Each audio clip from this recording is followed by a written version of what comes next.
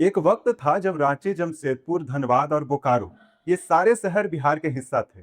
आज हम इन्हें झारखंड में देखते हैं, लेकिन साल 2000 से पहले ऐसा नहीं था। फिर 15 नवंबर 2000 को बिहार से अलग होकर एक नया राज्य बना, झारखंड। लेकिन सवाल है कि आखिर झारखंड बिहार से अलग क्यों हुआ? क्या सिर्फ इसलिए कि वहां आदिवासी आबादी ज्यादा थी, या इसके पीछे जमीन, जंगल, खनिज और राजनीति की भी कोई बड़ी कहानी थी? चलिए शुरुआत से समझते हैं। नमस्कार, मैं चंदन वत्स और आप देख रहे हैं पब्लिक फ्रेम। आज का झारखंड मुख्य रूप से छोटा नागपुर, पठार और संथाल परगना के इलाके से बना है। इसका इलाका भौगोलिक और सांस्कृतिक रूप से बिहार के गंगा के मैदान से काफी अलग था। यहाँ मुंडा, संथाल, उरांव, हो जैसी कई आदिवासी समुदाय सदियों से रहते आए हैं। इनके लिए जमीन और जंगल सिर्फ कमाई का साधन नहीं था, इनकी पूरी जिंदगी इससे जुड़ी थी। लेकिन अंग्रेजों के समय जमीन और राजस्व की व्यवस्था बदली, बाहरी जमींदारों और साहूकारों का प्रभाव बढ़ा।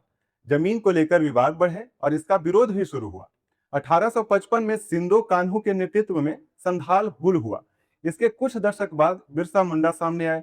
1899 और 1900 में बिरसा मुंडा ने अंग्रेजी शासन और जमीन से जुड़े शोषण के खिलाफ बड़ा आंदोलन किया, जिसे उल गुलान कहा गया। 1900 में जेल में उनकी मौत हो गई, लेकिन उनकी लड़ाई एक प्रतीक बन गई, अपनी जमीन और अपने अधिकार के लिए लड़ने का प्रतीक।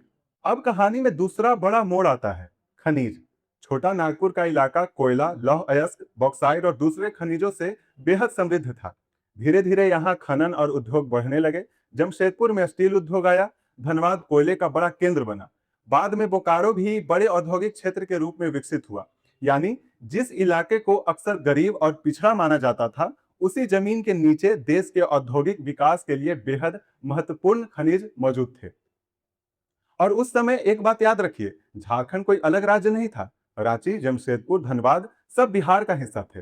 राजधानी थी पटना, यानी प्रशासन और बड़े राजनीतिक फैसलों का केंद्र पटना था, जबकि बड़ी खनिज संपदा दक्षिणी हिस्से में थी।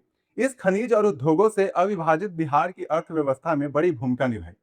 लेकिन धीरे धीरे इस इलाके में लोगों के बीच एक सवाल मजबूत होने लगा।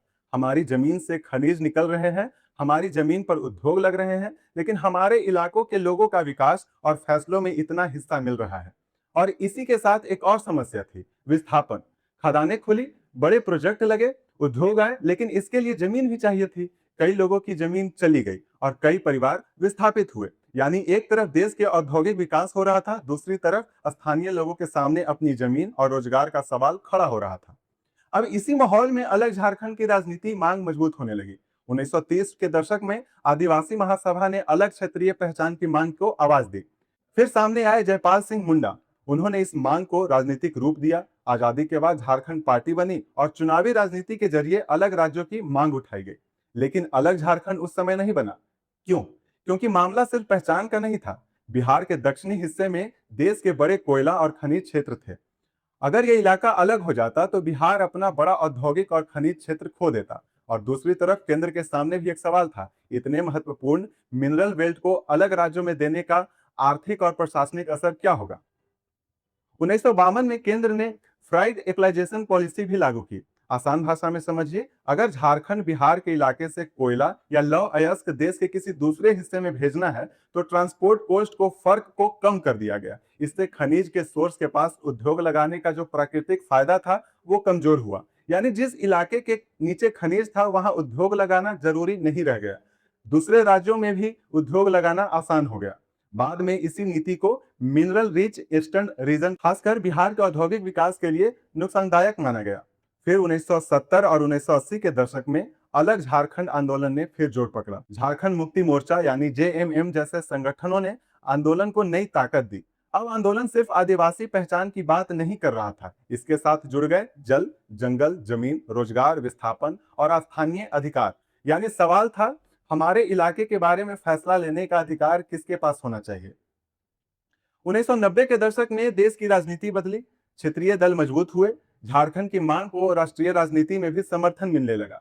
और आखिरकार संसद ने Bihar recognisation act 2000 bill pass किया। इसके तहत बिहार के दक्षिणी हिस्से में 18 जिले अलग अलग नया राज्य बनाया गया।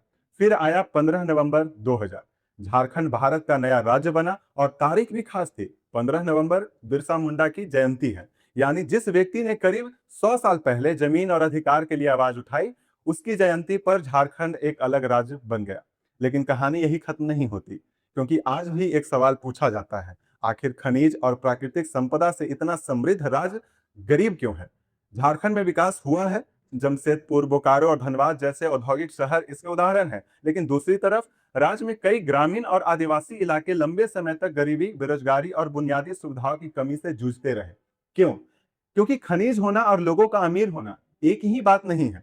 खनिज जमीन से निकलना एक बात है, लेकिन उसी खनिज से ज्यादा वैल्यू, रोजगार और लोकल इंडस्ट्री पैदा करना दूसरी बात। अगर लौह अयस्क यहाँ से निकला और कच्चा माल बाहर चला गया, फिर स्टील, मशीनरी और फिनिश्ड प्रोडक्ट्स कहीं और बने, तो पूरी इकोनॉमिक वैल्यू यही नहीं रहती। ऊपर से माइनिंग के लिए जमीन जाती है, जंगल प्रभावित होते हैं, लोग विस्थापित होते हैं।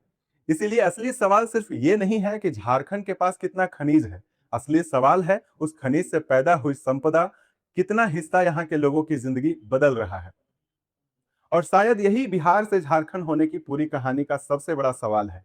एक तरफ जमीन के नीचे अपार खजाना, दूसरी तरफ उसी जमीन पर गरीबी और विकास की लड़ाई। 2000 में बिहार और झारखंड की सीमा जरूर अलग हो गई, लेकिन संसाधन, विकास और स्थानीय अधिकार का सवाल आज भी पूरी तरह खत्म नहीं हुआ है। नमस्कार, मैं चंदन वत्स, आप देख रहे हैं पब्लिक फ्रेम।